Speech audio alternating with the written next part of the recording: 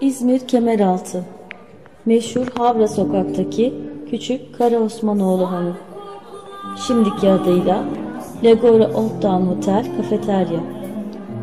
Henüz birkaç yıl önce restore edilmiş ve büyüleyici bir atmosferi olan bir butik otel.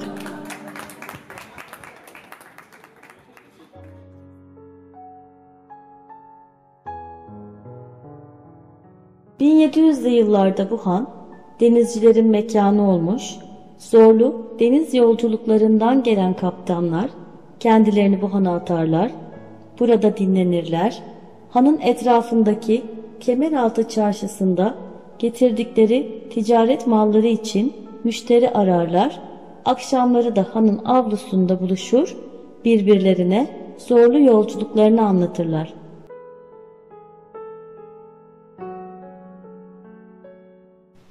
Babadan denizcilik mesleğiyle genç delikanlı, yetenekli, başarılı, güçlü ve zeki bir adamdır Uluç Kaptan.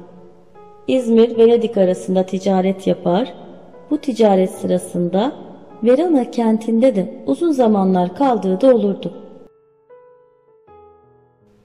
Konaklamak için gittiği bir otelde piyano çalan güzel Josephine gönlünü kaptırır genç adam. Gece gündüz hep onu düşünür ve bir gün ona kavuşmanın hayaliyle yanıp tutuşurdu adeta. Aslında güzel Josephine de bu yakışıklı Türk denizciyi hep merak eder ve belli etmeden izlerdi.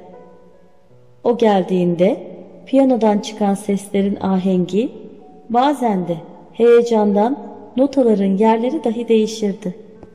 Günlerden bir gün Uluç Kaptan bir fırsatını bulur ve açılır Josephine'e ve aşkına karşılık bulması da onu çok çok mutlu eder.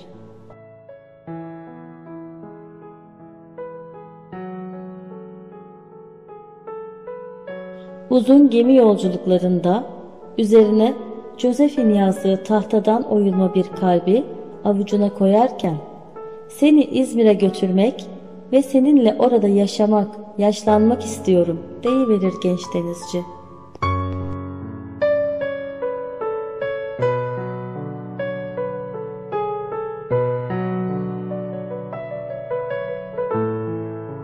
Yüzündeki tebessüm ve mutluluk aniden solan Josephine ağlayarak ve koşarak uzaklaşır oradan.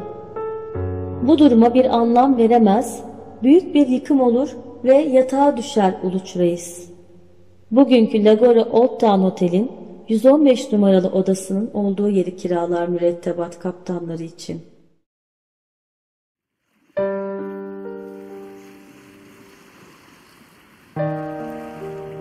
Hekimler gelir gider ama ne çare. Ağzını bıçak açmaz ve kimse bilmez ona ne olduğunu. Uluç Kaptan gözleri tavana dikili hasta yatarken kaptanlık görevini üstlenen yakın arkadaşı ve her şeyi bilen tek kişi Murat Kaptan'dır. Her defasında Verona'ya gittiğinde Josephine uğrar, ona Uluç Reis'in çok hasta olduğundan, çaresinin ise kendisi olduğundan bahseder. Ama genç kız her defasında bunu reddeder maalesef. Yaklaşık bir yıl sonra yine Murat Reis önderliğinde Uluç Kaptan'ın gemisi Venedik limanına girdiğinde aniden Josephine'i karşısında bulur ve der ki Uluç Kaptan'a haber verin, gelsin ve beni İzmir'e götürsün. Şaşkınlık içerisinde kalan Murat, Uluç Kaptan hasta, gelemez, lütfen siz gelin, biz sizi götürelim ona. Ne yazık ki Josephine bu teklifi kabul etmez. Hayır olmaz, alın bunu Uluç Kaptan'a götürün diyerek tahtadan kalbi Murat Reis'e uzatır. Kaptan döner tayfasına seslenir. Çözün gemiyi, hemen geri dönüyoruz.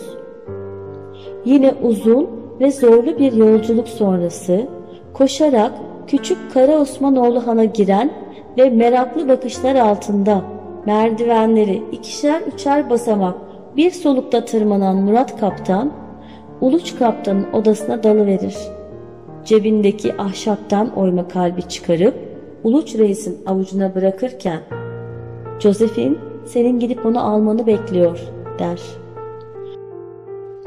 Bir iki hafta içinde Uluç Kaptan ayağa kalkar ve Murat Reis'e seslenir.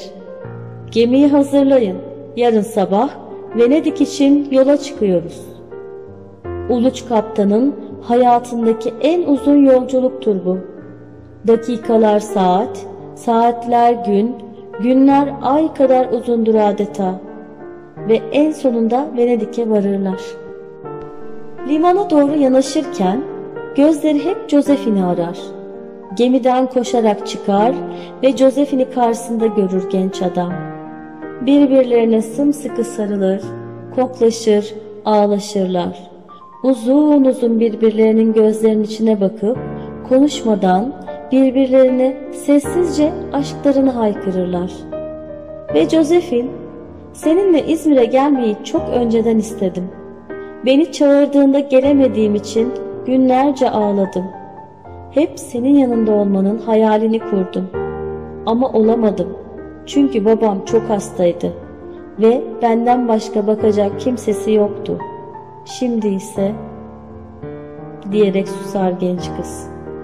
Uluç Reis, Josephine'in babasının öldüğünü anlar ve artık yalnız değilsin sevgilim. Ben senin için her şey olacağım. Haydi gidelim.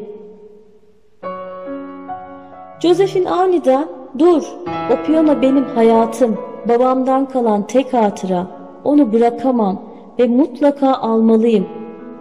Uluç Kaptan tayfasına emir verir. Piyanoyu dikkatlice zarar vermeden gemiye taşıyın.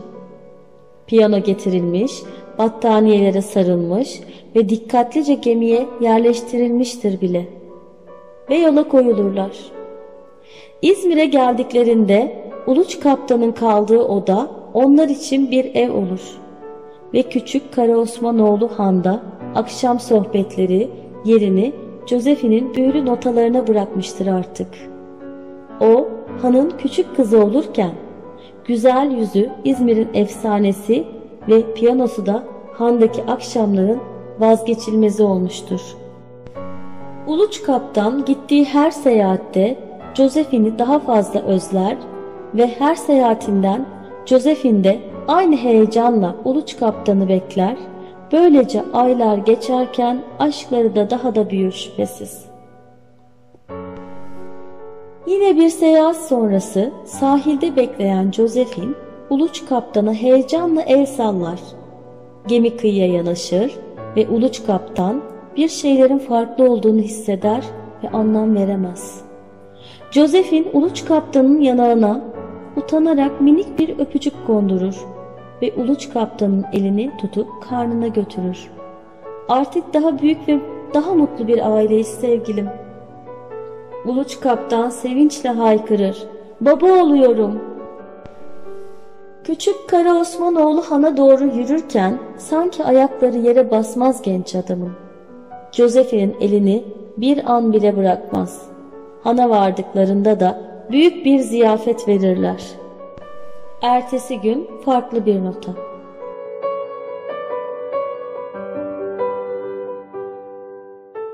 Uzun ve yorucu yolculuğun sonunda Odessa limanına varmışlardır. Bu arada Josephine piyano başında geçirdiği zaman haricinde doğacak bebeği için hazırlıklar yapar. Günler hızla geçip giderken Josephine ve Uluç Kaptan birbirlerine kavuşacakları günü iple çekerler. İkisinde de tatlı bir heyecan vardır. Kaptanın dönüş günü geldiğinde Josephine sabah erkenden kalkar, süslenir, kokular sürünür, saçlarını tarar ve heyecanla handan çıkar.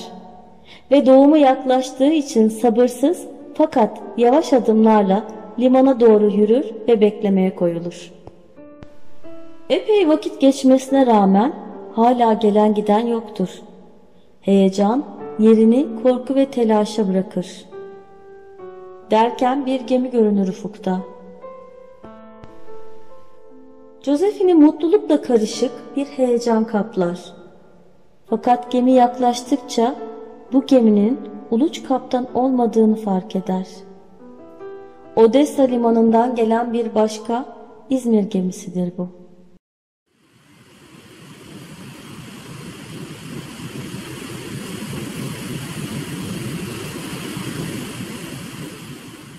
Genç kadın gelenlere Uluç Kaptan'ı sormaya başlar. Fakat sorduğu herkes başını öne eğip gider ve en son inen kişi İbrahim Kaptan'dır. Yaşlı gözlerle, "Metin ol kızım." Uluç Kaptan'ın gemisi Karadeniz'in hırçın dalgalarına dayanamadı. Köstence açıklarında kayalıklara sürüklendi ve parçalandı. Gemiden kimse sağ çıkamadı der ve gider.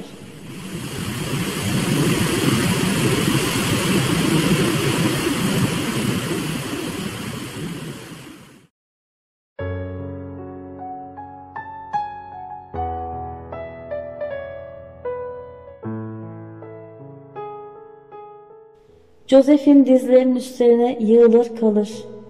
Ağlar, ağlar, ağlar. Saatler geçip de hava kararmaya başlayınca tanıyanlar onu alıp hana götürürler. Josephine günlerce ağlar. Uluç Kaptan'ın hatırası ile bu odada, bu handa, bu şehirde daha fazla kalamayacağını anlar ve gitmeye karar verir. O günden sonra genç kadını bir daha hiç kimse görmemiştir ve geride Josephine ve Uluç Kaptan'ın hatırasını yaşatan bir tek o piyano kalır.